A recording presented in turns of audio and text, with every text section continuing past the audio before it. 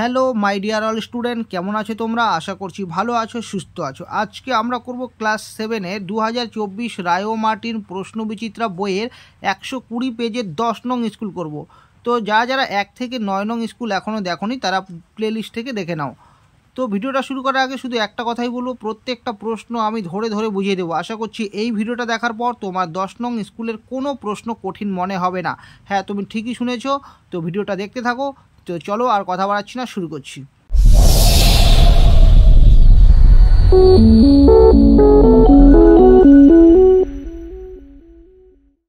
তো দেখো, একের দাগের প্রশ্নটা আমি তুলে নিয়েছি। এটা দশমিক ভগ্নাংশে আছে, এটাকে আমরা প্রথমে সামান্য ভগ্নাংশে আনবো, ঠিক আছে? তো দেখো 35.4 বাই, মনে রাখবে দশমিকের আগে যতগুলো সংখ্যায় থাকুক না কেন একটা এক দিবে, আর দশমিক পরে যতগুলো সংখ্যা ততগুলো শূন্য। এখানে দশমিক পরে একটা সংখ্যা, তাই একটা শূন্য দেবো। ভাগ চিহ্ন 0.03, আবার দশমিক তুলবো, দশমিকের আগে একটা এক আর এখানে দুটো শূন্য হবে। একই রকমভাবে আবার দশমিক তুলবো, দশমিকের আগে একটা এক, মানে দশমিকের আগে যাই থাকুক না কেন একটা এক, আর দশমিক পরে দুটো সংখ্যা, তাই আমরা দুটো শূন্য দেবো। সমান সমান। এবার এখানে লিখবো 354/10, আর এই ভাগ চিহ্নটা গুণ চিহ্ন তখনই হবে যখন এটা উল্টে যাবে, মানে 100টা উপরে যাবে আর এই 3টা নিচে আসবে, ঠিক আছে? তো এই শূন্যগুলো লেখার দরকার নেই, কোনো সংখ্যার সামনে শূন্য লেখার দরকার নেই। গুণন একই রকমভাবে এখানে কি আছে 6/100, আমরা 100 আর 100 কেটে দেবো, আর 3 দিয়ে এটাই কেটেছি, 3 অক্ষে 3, 3 অক্ষে 3, আবার 3 অক্ষে 3, 3 8 24। আবার দেখো তোমরা কিন্তু এটাকে 2 দিয়ে কাটতে পারো, এটাকেও 2 দিয়ে কাটতে পারো, ঠিক আছে? তারপর মনে করো এটাকে 2 দিয়ে যদি কেটে দাও তাহলে 3 দুগুণে 6 আসবে, আর এদের 2 দিয়ে কেটে দিলে 5 আসবে। 5 দিয়ে কিন্তু এটাকে আবার কাটাকাটি যাবে না, তখন তোমাদের কী করতে হবে, ভাগ করতে হবে। তাই এত ঝামেলায় না গিয়ে আমরা ওপরে দুটোকে গুণ করে দেবো। কি আছে 118 আর 6 আছে, তো এই গুণ করে দেবো। 6 টা 48-এর 8, হাতে থাকবে 4, 6 অক্ষে 6, 6 4 10-এর 0, হাতে থাকবে 1, 6 অক্ষে 6 আর 1-এ 7, কত আসলো 708। আর নিচে কত আছে 10 আছে, শূন্য কটা আছে একটা আছে, তাই আমরা এক ঘর আগে দশমিক লিখবো, 70.8। তো এটাই হবে অ্যান্সার, বুঝলে? 2-এর দাগে আছে কোনো সম্পত্তির 2/20 অংশের মূল্য 6,543 টাকা হলে ওই সম্পত্তির 3/5 অংশের মূল্য ওই টাকার বেশি হবে, কম হবে, সমান হবে না 1/3 অংশ হবে। তো আমরা এটা বের করে নেব, ঠিক আছে? তো লিখে নেব আমরা, এখানে আমাদের বের করতে বলছি মূল্যটা, তাই তো? তাই আমরা মূল্যটা আমরা এখানে লিখবো, ঠিক আছে? আমরা এখানে সম্পত্তির পরিমাণটা লিখবো সম্পত্তির পরিমাণ, আর এখানে লিখবো যে সম্পত্তির মূল্য। তাহলে সম্পত্তি কতটুকু বলেছে? প্রথমে বলেছে 2/20 অংশ, এই সম্পত্তির মূল্য বলেছে 6,000, কত বলেছে 6,543 টাকা বলেছে। আর বলেছে যে 3/5 অংশের মূল্য, ওই সম্পত্তি 3/5 অংশের মূল্য কত টাকা হবে। তো আমি এটাকে x ধরে নিচ্ছি, ঠিক আছে? তো লিখে নিচ্ছি যে x ধরি। তো দেখো আমাদের প্রথমে বুঝতে হবে যে সম্পত্তির পরিমাণের সঙ্গে সম্পত্তির মূল্যের সম্পর্কটা কি। দেখো সম্পত্তির পরিমাণ যদি বাড়ে তাহলে সম্পত্তির মূল্যটাও কি বাড়বে, আবার সম্পত্তির পরিমাণ কমলে সম্পত্তির মূল্যটাও কমবে। অর্থাৎ যদি দুটোই বাড়ে আবার দুটোই যদি কমে তাহলে সেটা কি কোন সম্পর্ক হয়? সরল সম্পর্ক। তাহলে আমরা লিখব সুতরাং সম্পত্তির পরিমাণের সঙ্গে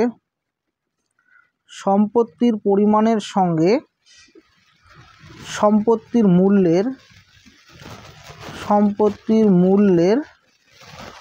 সরল সম্পর্ক, বুঝলে? সরল সম্পর্ক। তাহলে লিখে নেব সুতরাং, তাহলে সম্পর্কটা লিখি। কি আছে 2/20 আছে, ইস্টু লিখবো 3/5 ডাবল ইস্টু দিব, লিখবো 6,543 ইস্টু x, ঠিক আছে? বা তাহলে এখানে কি আছে 2/20, আর এটার জন্য হয়ে যাবে বাই, আবার কি আছে 3/5, আর এটার জন্য হয়ে যাবে সমান সমান, এখানে আছে 6,543, আর এটার জন্য বাই হয়ে যাবে x, ঠিক আছে? তো আমরা কোনাকুনি গুণ করবো, এই দিকে গুণ করবো। তো এই দিকে যদি গুণ করি সবসময় মনে রাখবো এখানে যে সংখ্যাটাই থাকবে এটা সবসময় ওপরের সংখ্যাটার সাথে গুণ হবে। তাহলে হবে কি 2x বাই কত হবে 20 হবে, আর এই দিকে গুণ করবো এবার 6,543 গুণন এটা, মানে আমি গুণ আকার রাখছি, গুণ করছি না, ঠিক আছে? তো বা এক্সের সঙ্গে এই পুরোটা কী আকার আছে? গুণ আকার আছে। তাহলে সমান সমান ওপাশে গেলে কী হবে? ভাগ হয়ে যাবে। তাহলে x = আমি এটা যা আছে তাই লিখে নিচ্ছি, আর এটা কি আছে 2/20টা গুণ আকারে আছে, এপাশে ভাগ হয়ে যাবে, তাহলে 2/20 হবে। বা তাহলে x সমান সমান ওপরে এটা যা আছে তাই লিখে নিচ্ছি 6,543 গুণন 3/5, আর এই বাই মানে ভাগটা গুণ চিহ্নে তখনই হবে যখন এটা উল্টে যাবে, 20টা ওপরে যাবে আর 2টা নিচে আসবে, ঠিক আছে। এবার আমরা কাটাকাটি করবো। তো 5 দিয়ে কেটে দিচ্ছি 4 5 20, 2 দিয়ে কেটে দিচ্ছি 2 2 4। এরপরে দেখো আর নিচে কিছুই নেই, তাই আমরা ওপরে উপরে গুণ করব। তাহলে এখানে কত হবে, 3 2 6, 6 দিয়ে 6543কে গুণ করব। 3 6 18, 8 হাতে থাকবে 1, 4 6 24, আর 1 25, 5 হাতে থাকবে 2, 5 6 30, আর 2 32, 2 হাতে থাকবে 3, 6 6 36, 37 হাতে 39, তাহলে আসবে 39,258 টাকা। তাহলে এক্স মানে ধরেছিলাম ওই সম্পত্তির মূল্য, তাহলে 3/5 অংশের মূল্য কত হবে, ওই সম্পত্তি 3/5 অংশের মূল্য হবে 39,258 টাকা। কোনো সম্পত্তির 2/20 অংশের মূল্য যত টাকা হবে, ওই সম্পত্তিরই 3/5 অংশের মূল্যটা কী হবে, কম হবে না বেশি হবে, বেশি হবে। তাই এটা অপশনটা হবে এ নং অপশনটা সঠিক হবে, এ যে বেশি হবে। 3-এর দাগে দেওয়া আছে একটা প্রশ্ন দেওয়া আছে যে -6 ভাগ সেকেন্ড ব্র্যাকেট ফার্স্ট ব্র্যাকেটে দেওয়া আছে +1 -2 সেকেন্ড ব্র্যাকেট ক্লোজ, এর সরল মান কত। তো আমি প্রশ্নটা তুলে নিচ্ছি। তো দেখো আমি প্রশ্নটা তুলে নিয়েছি সমান সমান। তো আমাদের প্রথমে এই সেকেন্ড ব্র্যাকেটের এই কাজটা করতে হবে, ঠিক আছে। তো এখানে -6 রেখে দিলাম, ভাগ চিহ্ন, তো সেকেন্ড ব্র্যাকেট দিচ্ছি, এখানে কি আছে প্লাস আছে, তাহলে প্লাসই হবে +1, আর মাইনাস এখানে কি হবে, এটা সমান নাই মানে কি আছে প্লাস আছে, তাহলে প্লাস মানে কি হবে -2, বুঝলে। তাহলে সমান সমান এখানে হলো -6 ভাগ, এখানে দেখো প্লাস মানে যে কি মাইনাস হয়, তাহলে মাইনাস হলে 2-এর থেকে 1 গেলে কত হবে, 1 হবে। আর চিহ্ন সবসময় বড় সংখ্যার সামনেটা থাকে, তারপর মাইনাস থাকবে, ঠিক আছে। তো এটাকে আমরা কি সেকেন্ড ব্র্যাকেটে রাখতে পারি, ঠিক আছে, সেকেন্ড ব্র্যাকেটে রেখে দিলাম। তো এবার ভাগ মানে কি বাই, তাহলে এখানে হবে -6, তার নিচে হবে -1, তার মাইনাস মাইনাস কেটে দিলাম, 1 দিয়ে 6কে ভাগ করলে আসবে 6। 4-এর দাগে আছে একটি আধুলি, একটি 1 টাকা ও একটি 2 টাকার মুদ্রার মূল্যের অনুপাত কি হবে। তো দেখো আমি লিখে নিচ্ছি, আমরা জানি যে একটি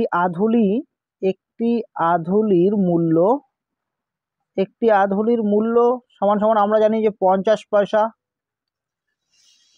একটি 1 টাকার মূল্য, 1 টাকা মানে কত পয়সা, 100 পয়সা, তাহলে 100 পয়সা লিখে নিচ্ছি। তারপর একটি 2 টাকার মূল্য, 2 টাকার মূল্য মানে কত টাকা, 200 পয়সা, বুঝলে। তাহলে এখন আমরা কি করব, যে একটি আধুলি, একটি 1 টাকা এবং একটি 2 টাকার মুদ্রার মূল্যের অনুপাত বের করব, লিখে নেব। সুতরাং একটি আধুলি, একটি 1 টাকা ও একটি 2 টাকার মুদ্রার মূল্যের অনুপাত, তাহলে লিখবো যে 50 তারপর 1 টাকার মুদ্রার মূল্য কত, 100 পয়সা, আর হলো 2 টাকার হলো 200 পয়সা। তো আমি কেটে দিচ্ছি 50 দিয়ে, ঠিক আছে, 50 × 50, 50 2 × 100, আর 50কে 4 দিয়ে গুণ করে 4 50 হবে 200, তার মানে হবে 1:2:4, ঠিক আছে। 2-এর রোমান সংখ্যা একই বলেছে 5050 এর সঙ্গে কোন ক্ষুদ্রতম ধনাত্মক পূর্ণবর্গ সংখ্যা যোগ করলে যোগফল একটি পূর্ণবর্গ সংখ্যা হবে। দেখো ক্ষুদ্রতম ধনাত্মক পূর্ণ সংখ্যা বের করার জন্য আমাদের প্রথমে আগে 5050-এর বর্গমূল করতে হবে। তো আমরা প্রথমে বর্গমূল করে নিই। তো লিখে নিচ্ছি 5050, আর বর্গমূল তো তোমরা সকলে বের করতে পারো, তাই না। তো বর্গমূল আমরা কীভাবে বের করি, যে আমরা ডান দিক থেকে বাঁ দিকে জোড়া জোড়া সংখ্যা ধরবো, ঠিক আছে। আর বর্গমূলের নামতা তোমরা তো জানোই, আমি রাফ এখানে লিখে দিচ্ছি যে 1কে 1 মানে জোড়া জোড়া সংখ্যা গুণ করতে হয়, বোঝা গেল। তাহলে 1 অক্ষে 1, 2 দুগুণে 4, 3 3 9, 4 4 16, তারপর আসবে 5 5, তারপর 6 6, এরকমভাবে আসবে, ঠিক আছে। তো আমাদের প্রথম সংখ্যাটা মেলাতে হবে, প্রথম সংখ্যা কত আছে 50 আছে, তার মানে কি 5 5 গুণ করলে আসবে 25, 6 6 36, 7 7 49, তাহলে 7 7 গুণ করবো, ঠিক আছে। তাহলে 7 7 49, তাহলে বিয়োগ করে দিলে আসবে 1, তাহলে এটা কেটে নিয়ে এলাম 150, ঠিক আছে। এবার এখানে যে সংখ্যাটা থাকবে এর ডাবল এখানে আসবে, তো 7-এর ডাবল কত 14। এবার 14 এর পাশে মানে এখানে যে সংখ্যাটা তুমি বসাবে নিচে তোমাকে সেই সংখ্যাটা দিয়েই গুণ করতে হবে, কারণ আমি তোমাদেরকে বলেছিলাম জোড়া জোড়া সংখ্যা গুণ করতে হয়। তুমি যদি 14-র পাশে 1 বসাও তাহলে নিচে কত বসাতে হবে, 1ই বসাতে হবে। তো গুণ করে দিচ্ছি 1 অক্ষে 1, 4 অক্ষে 4, 1 অক্ষে 1, আর যদি 2 বসাই তাহলে নিচে কত 2ই বসাতে হবে, আর 2 বসালে তো এটা থেকে বড় হয়ে যাবে, তাই আমরা 1 বসাবো, এখানেও 1 বসাবো, এখানেও 1 বসাবো, তাহলে কত আসবে 100, 100 কত 41 আসবে, তা বিয়োগ করে দিলে কত আসবে 9, ঠিক আছে। তাহলে দেখো 5050-এর কিন্তু বর্গমূলটা হলো না, শেষে ভাগশেষটা রয়ে গেল, তাই তো। তাহলে আমরা 71 যে আছে 71-এর পরের সংখ্যাটা আমরা বের করব, দেখি কত হয়। তাহলে 71-এর পরের সংখ্যাটা কত আসবে 72, স্কোয়ার মানে কি দুটো 72 আমরা গুণ করব, তাহলে গুণ করে নিচ্ছি 7 7 2 দুগুণে 4, 7 দুগুণে 14, 7 দুগুণে 14, 7 7 49, আর 1 50, তাহলে কত আসবে 4 8 1 5, অর্থাৎ 5184, এটা আসবে। তাহলে আমরা বের করব যে 5184 এর থেকে যদি আমরা 5184 থেকে 5050 এটা মাইনাস করে দেই তাহলে কত আসে। তাহলে আমরা এখানে বিয়োগ করে দিচ্ছি 5050, তাহলে এখানে আছে 4 আর এখানে আছে 3, এখানে থাকবে 1, তার মানে 134। তাহলে লিখে নেব যে সুতরাং 5050 এর সঙ্গে 134, 134 ক্ষুদ্রতম ধনাত্মক সংখ্যা, ধনাত্মক পূর্ণ সংখ্যা যোগ করলে যোগফল একটি পূর্ণবর্গ সংখ্যা হবে, ঠিক আছে। তো দেখো এই যে এখানে 5050 আছে, এর সঙ্গে যদি আমরা 134 যোগ করে দিই তাহলে দেখো কত আসে। 5050 এর সঙ্গে যদি 134 যোগ করি তাহলে কত, 4 8 1 5, কত আসতেছে 5184, যা একটা কি পূর্ণবর্গ সংখ্যা, মানে 72 স্কোয়ার, বুঝলে। 2 এর দাগে বলেছে দুটি সংখ্যার অনুপাত 5:7 এবং সংখ্যা দুটির গসাগু 13 হলে সংখ্যা দুটি কি কি। তো দেখো যখন দুটি সংখ্যার অনুপাত বা কোনো সংখ্যার অনুপাত দেওয়া থাকবে তখন সেটাকে আমরা ধরে নেব। তো এখানে সংখ্যা দুটির অনুপাত দেওয়া আছে 5:7, তো আমি সংখ্যা দুটো ধরে নেব 5x ও 7x। তো দেখো আমি লিখে নিয়েছি সংখ্যা দুটি যথাক্রমে 5x ও 7x। তো এই দুটো যদি অনুপাত বের করি, দেখো আমি এখানে রাফে বোঝাচ্ছি তোমাদের, তাহলে 5x ইস্টু কী হবে বলে তো 7x, x কেটে যাবে, তার মানে 5:7, মানে আগে যা ছিল তাই চলে এসেছে। তো এবার আমরা কি করব, এই সংখ্যা দুটোর গসাগু বের করব। তাহলে লিখে নেব যে সংখ্যা দুটির গসাগু সমান সমান, দেখো এখানে যে দুটো সংখ্যা আছে এই দুটো সংখ্যার গসাগু কী হবে, সংখ্যা দুটো কী আছে 5x আর 7x। তাহলে এই দুটো সংখ্যা এমন একটা সংখ্যা আমাদের এখানে নিতে হবে যে সংখ্যাটা দিয়ে এই দুটো সংখ্যা ভাগ যায়। তাহলে x দিয়েই শুধু এই দুটো ভাগ যাবে, তাহলে x দিয়ে এটাকে ভাগ করলে কত আসবে 5, আর এটাকে ভাগ করলে 7 আসবে, তাই তো। মানে আমি তোমাদের দেখাচ্ছি, মানে x দিয়ে যদি এই 5x-কে ভাগ করি তাহলে x কাটা যাবে, থাকবে কত 5। একই রকমভাবে 7x-কে ভাগ করলে x দিয়ে থাকবে কত 7, অর্থাৎ সংখ্যা দুটোর গসাগু কি x হবে। তাহলে লিখব সংখ্যা দুটির গসাগু হলো x। তাহলে প্রশ্নানুসারে আমাদের হিসেবে সংখ্যা দুটির গসাগু x, আর বইয়ের সংখ্যা দুটোর গসাগু দেওয়া আছে 13, ঠিক আছে। তো এটার সঙ্গে সমান করে দিলাম, তো x এর মান তাহলে কত হলো 13। তাহলে লিখবো যে সুতরাং সংখ্যা দুটি হলো বা হবে সমান সমান, দেখো প্রথম সংখ্যাটা কত হচ্ছে 5x, 5 × x, x এর মান কত 13। তাহলে প্রথম সংখ্যাটা বের করে নিচ্ছি, 5 তেরং কত হয় 65 হয়, ও দ্বিতীয় সংখ্যাটা কি আছে 7x, মানে 7 × x, x এর মান কত আছে 13। তাহলে গুণ করে দেবো, 3 7 21 1, হাতে থাকবে 2, 7 × 7 8 9, তাহলে 91। তার মানে বুঝলে যে সংখ্যা দুটি হবে 65 ও 91। 3 দাগে বলেছে একটি বন্যাত্রাণ শিবিরে 4000 জনের 190 দিনের খাবার আছে, 30 দিন পরে 800 জন লোক অন্যত্র চলে গেলেন, অবশিষ্ট খাদ্যে বাকি লোকেদের আর কতদিন চলবে। তো আমাদের এখানে বের করতে বলেছে কতদিন চলবে, মানে বাকি যে খাবারটা আছে ওই খাবারে আর কতদিন চলবে। তো আমাদের যেটা বের করতে বলবে সেটা আমরা একবারে ডান পাশে রাখবো। তো আমি লিখে নিচ্ছি, তো দেখো আমি লিখে নিয়েছি লোক সংখ্যা আর সময় দিন সংখ্যাটা লিখে নিয়েছি। তো আমাদের সময়টা বের করতে বলেছে তাই আমরা এটা ডান পাশে রেখেছি। তো দেখো 4000 জন লোকের জন্য খাবার মজুদ ছিল 190 দিনের, 30 দিন পর অন্যত্র চলে গেল, কতজন চলে গেল 800 জন চলে গেল। যেহেতু 30 দিন পর গিয়েছে তার মানে 4000 জন লোক ওই 30 দিন পর্যন্ত ছিল আর ওই 30 দিনের খাবারটা খেয়েছে, তাই এখানে 30 দিন মাইনাস হয়ে যাচ্ছে। তাহলে এখন 4000 জন লোকের কত দিনের খাবার মজুদ আছে 160 দিনের।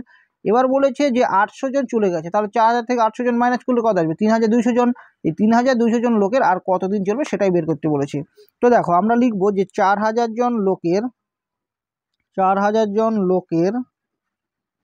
লোকের খাবার চলবে সমান সমান কত দিনের খাবার চলবে 160 দিন, ঠিক আছে, 160 দিনের খাবার চলবে।